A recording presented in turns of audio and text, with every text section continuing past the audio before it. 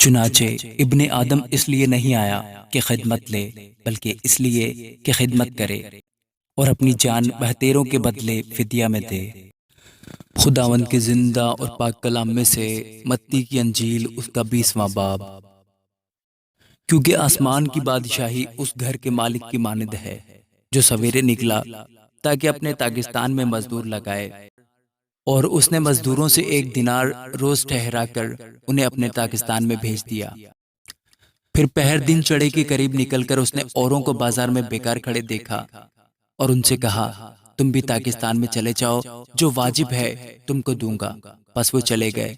پھر اس نے دوپہر اور تیسرے پہر کے قریب نکل کر ویسا ہی کیا، اور کوئی 1 گھنٹہ دن رہے، پھر نکل کر اوروں کو کھڑے پایا اور ان سے کہا، تم کیوں یہاں تمام دن بیکار کھڑے رہے؟ انہوں نے اس سے کہا، اس لیے کہ کسی نے ہم کو مزدوری پر نہیں لگایا۔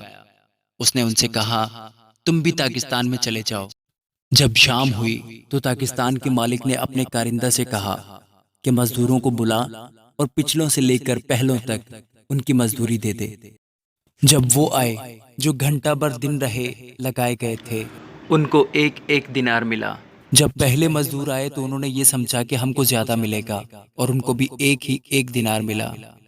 جب ملا تو گھر کے مالک سے یہ کہہ کر شکایت کرنے لگے کہ ان پچھلوں نے 1 گھنٹہ کام کیا ہے، اور تو نے ان کو ہمارے برابر کر دیا، جنہوں نے دن بھر کا بوجھ اٹھایا اور سخت دھوپ سہی۔ اس نے جواب دے کر ان میں سے ایک سے کہا، میاں، میں تیرے ساتھ بے انصافی نہیں کرتا۔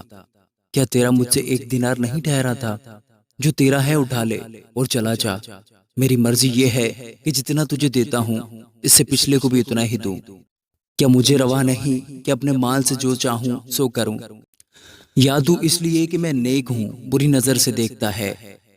اسی طرح آخر اول ہو جائیں گے اور اول آخر۔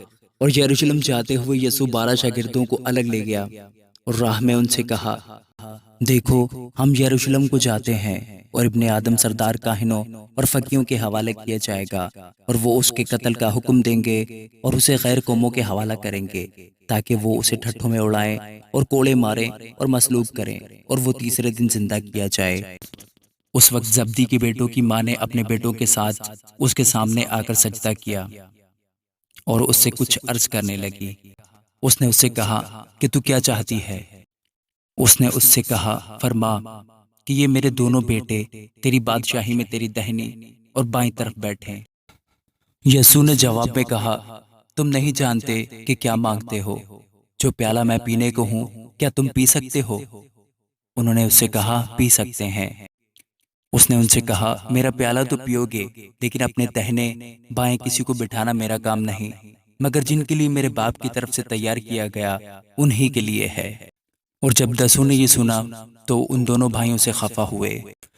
مگر یسوع نے انہیں پاس بلا کر کہا، تم جانتے ہو کہ غیر قوموں کے سردار ان پر حکم چلاتے اور امیر ان پر اختیار جتاتے ہیں۔ تم میں ایسا نہ ہوگا، بلکہ جو تم میں بڑا ہونا چاہے وہ تمہارا خادم بنے، اور جو تم میں اول ہونا چاہے وہ تمہارا غلام بنے۔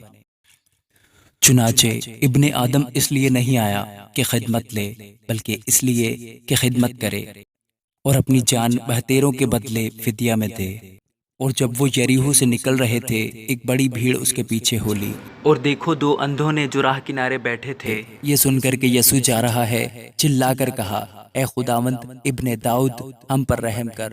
لوگوں نے انہیں ڈانٹا کہ چپ رہیں، لیکن وہ اور بھی چلا کر کہنے لگے، اے خداوند ابن داؤد، ہم پر رحم کر۔ یسوع نے کھڑے ہو کر انہیں بلایا اور کہا، تم کیا چاہتے ہو کہ میں تمہارے لیے کروں؟ انہوں نے اس سے کہا، اے خداوند، یہ کہ ہماری آنکھیں کھل جائیں۔ یسوع کو ترس آیا اور اس نے ان کی آنکھوں کو چھوا، اور وہ فوراً بینا ہو گئے اور اس کے پیچھے ہو لیے۔ آمین۔